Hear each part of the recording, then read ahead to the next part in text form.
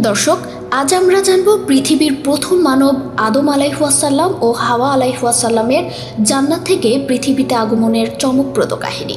চলুন জেনে নেওয়া যাক অবাধ্যতার পরিণতি, পৃথিবীতে তাদের প্রথম আগমনের স্থান এবং পুনর্মিলনের অবিস্মরণীয় মুহূর্তগুলো। আল্লাহ তাআলা আদম আলাইহিসসালামকে নিজ হাতে সৃষ্টি করেন এবং সমস্ত মালায়েককে আদম আলাইহিসসালামকে সিজদার জন্য আদেশ করেন। সকল মালায়েক সিজদা করলেও ইবলিস তাতে অস্বীকৃতি জানায়। সে অহংকার করে মহান আল্লাহকে বলে, আমি আগুনের তৈরি আর আদম মাটির তৈরি।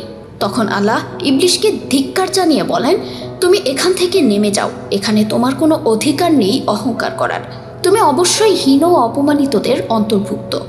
এরপরেই ইবলিস আল্লাহকে চ্যালেঞ্জ করে বসে, যার জন্য তুমি আমাকে বহিষ্কার করলে, আমাকে কিয়ামত পর্যন্ত সময় দাও, আমি তাদের সরল পথে বসে থাকব এবং চতুর্দিক থেকে বাধা দিব, তুমি তাদের অধিকাংশকে অকৃতজ্ঞ পাবে। তখন আল্লাহ ইবলিসকে লাঞ্ছিত ও অপমানিত করে বের করে দিয়ে বলেন, তাদের যে তোমার পথে চলবে, নিশ্চয়ই আমি তাদের সবার দ্বারা জাহান্নাম পূর্ণ করে দিব। তখন ইবলিস চ্যালেঞ্জ নিয়ে নেমে পড়ল আদমকে পথভ্রষ্ট করার জন্য।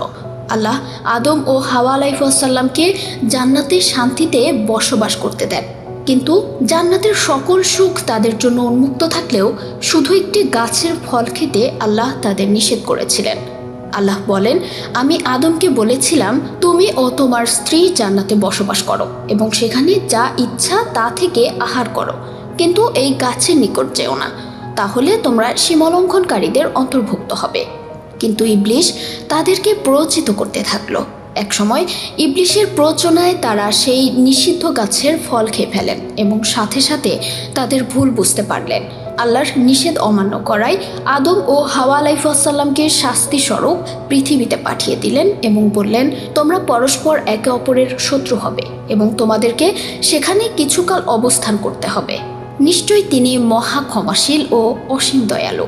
এজন্যই তিনি স্বস্তির আশ্বাস দিয়ে আদম আলাইহিসসালামকে বললেন, অতঃপর যদি তোমাদের নিকট আমার পক্ষ থেকে কোনো হেদায়েত পৌঁছে, তবে যে ব্যক্তি আমার সে হেদায়েত অনুসারে চলবে তার কোনো ভয় নেই।